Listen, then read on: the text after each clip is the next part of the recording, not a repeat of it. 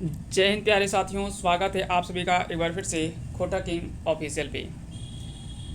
आइए तो शुरुआत करते हैं। आज हम झारखंड जीके का सेट वन की शुरुआत करते हैं। इंपॉर्टेंट इसमें से 40 क्वेश्चंस जो है वो हम लोग कवर करने वाले हैं। तो चलिए शुरुआत करते हैं पहले प्रश्न पे। आज का पहला सवाल है कि द कोल ऑफ छोटा नागपुर के लेखक कौन है। द कोल ऑफ छोटा नागपुर के लेखक कौन है। तो इसका जो सही आंसर हो जाएगा वो हो जाएगा ऑप्शन बी, यानी डाल्टन के द्वारा द कोल ऑफ छोटा नागपुर लिखा गया है। अगला सवाल है कि झारखंड इतिहास एवं संस्कृति पुस्तक के लेखक कौन है। झारखंड इतिहास एवं संस्कृति पुस्तक के लेखक कौन है। तो इसका सही आंसर हो जाएगा डॉक्टर वीरोतम के द्वारा लिखा गया है झारखंड इतिहास एवं संस्कृति।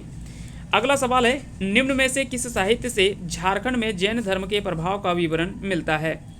तो निम्न में से किस साहित्य से झारखंड में जैन धर्म का प्रभाव का विवरण मिलता है। तो इसका सही आंसर हो जाएगा आचारांक सूत्र। आचारांक सूत्र इसका जो वो सही आंसर हो जाएगा।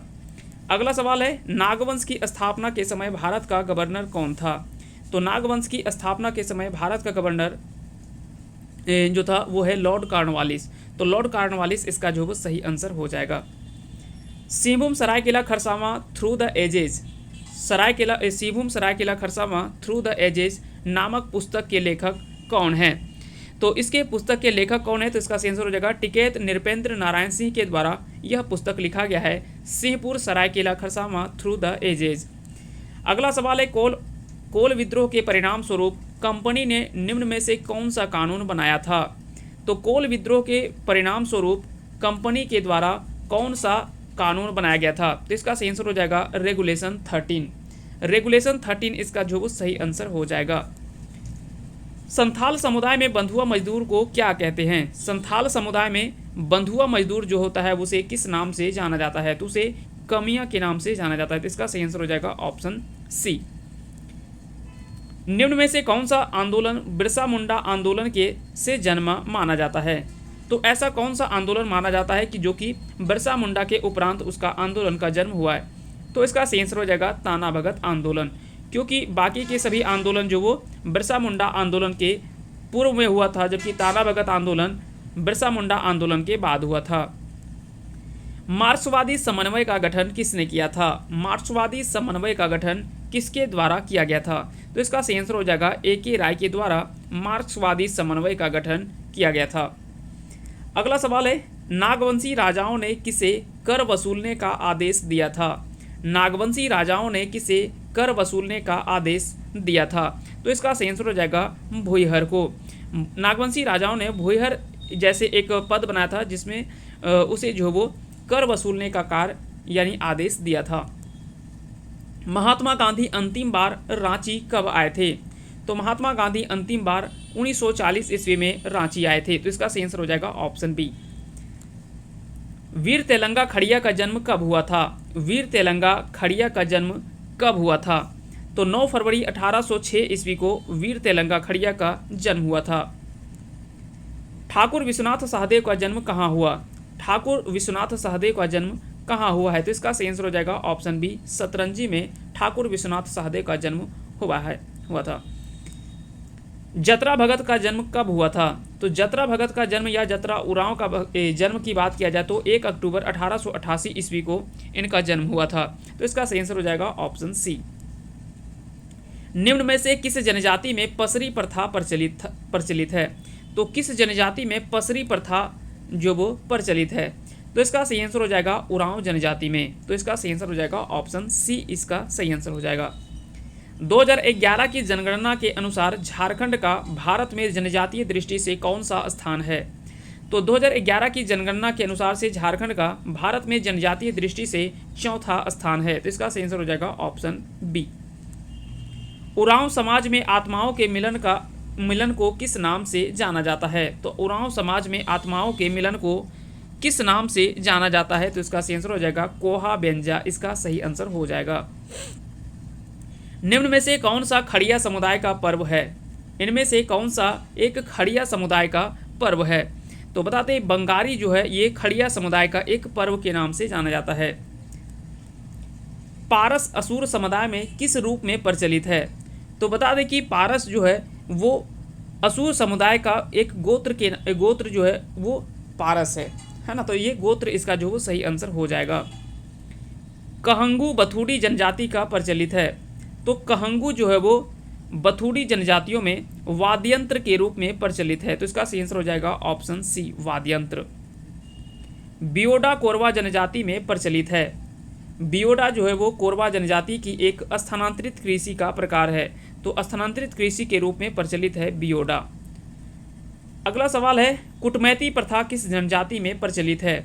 कुटमैती प्रथा किस जनजाति में प्रचलित है? तो इसका सही आंसर हो जाएगा कंवर जनजाति में प्रचलित है। कोल जनजाति में वधु मूल्य का नाम है। तो कोल जनजाति में वधु मूल्य का क्या नाम है? तो इसका सही आंसर हो जाएगा ऑप्शन सी, यानी पोटे। कोल जनजाति में वधु मूल्य को पोटे के नाम से जाना जाता है। चरेता, बियरी एवं हरेली बैगा जनजातियों में किस रूप में प्रचलित है? तो इसका सही आंसर हो जाएगा, ये सभी जो वो चरेता, बियरी और हरेली ये बैगा जनजातियों में प्रचलित एक पर्व है। तो पर्व का नाम है।